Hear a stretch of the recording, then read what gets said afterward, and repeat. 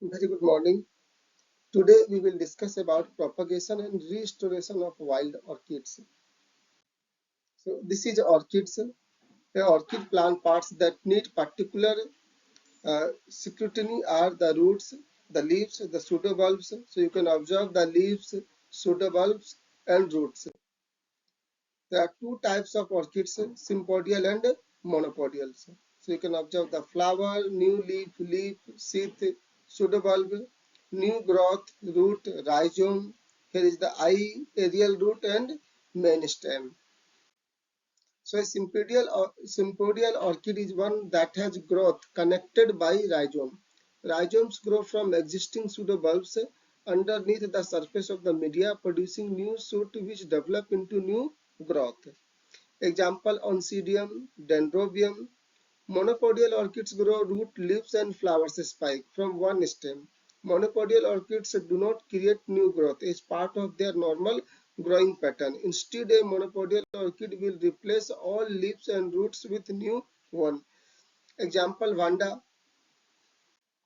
So this is the parts: leaf, flower spike, root, orchid stem. This is the flower parts: sepal, three sepal, two petals and one leaf. So you can observe the column, anther cape and stigmatic surface. This is the bilateral symmetrical sepals, column, anther cap, labellum, leaf, petals. All three of these are bilaterally symmetrical orchids. Even the fancy one in the middle, you can observe. Okay, so how the two sides of the flower mirror each other.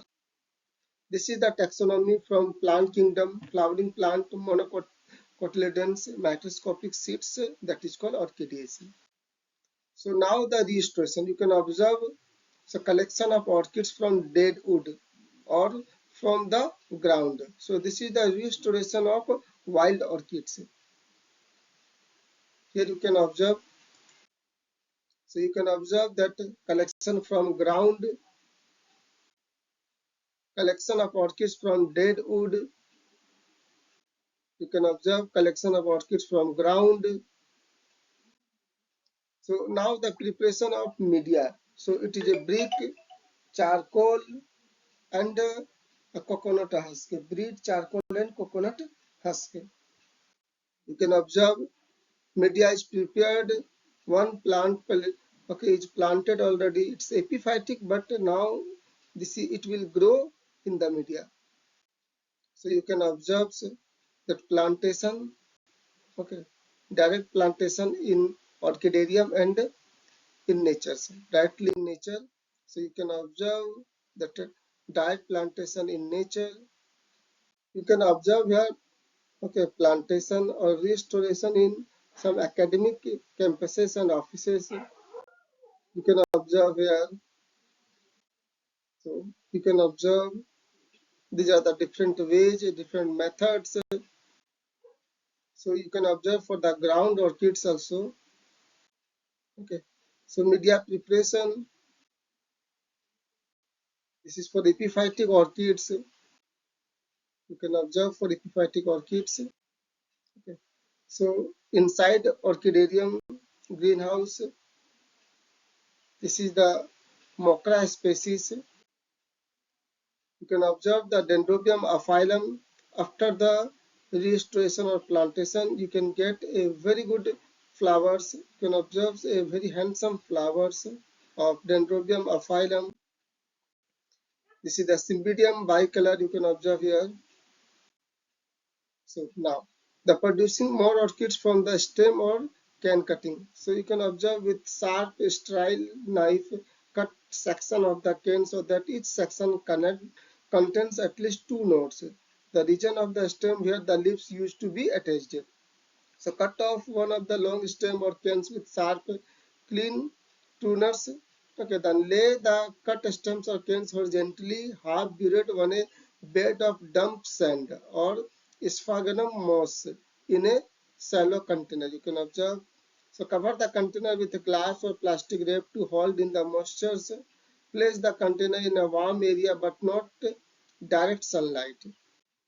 So here you can observe cut off from the mother plant the older back bulbs that no longer have leaves. Put a 2 inch to 5 or 5 centimeter layer of damp sphagnum moss in a plastic bag. Okay. Then place several of the bag bulb with the bottom about 1/4 buried in sphagnum moss in the plastic bag and seal it. Put the bag in a warm spot that receive bright, diffuse light, no direct sunlight. So when the leaves are a few inches long, place the young plants as a group in a shallow container in diffuse light. Let them grow for several months, then transplant them into their own pots. So growing new orchids from back bulbs. So propagating orchids from keiki. Before removing the keiki, make absolutely sure that the plantlet is old enough to be taken from its mother and that the root system is quite healthy. Success is potting orchids. Keikis require that the keiki have at least 3 leaves and roots that are 2 to 3 inches long, ideally with root tips that are dark green. Once you have established that your keiki in the right size, you can carefully remove it using a sharp sterilized blade. You want to make the cut at the base of the plantlet and remember to use a fungicide when the cut made to your mother orchid to protect the plant from infection. So filling the bottom half to 2/3 of your pot with the growing medium, carefully place the keiki inside. Roots pointing down the secure the plant is placed by filling in the remaining space with more growing medium, gently pressing down around the plant, exposing the leaves. You can also sphagnum moss pre-moisten the medium. You can place some of the moss in the pot and then wrap the keiki with more moss until you have a ball slightly larger than the size of the pot. You can then set the ball into the pot and pack it down to stabilize the plant. The potting medium is drying out between watering. Too much water will cause the root to rot. Keep your keiki out of direct sunlight after planting until you notice a bit of new growth and increase the exposure to direct sunlight a bit at a time. So thank you very much.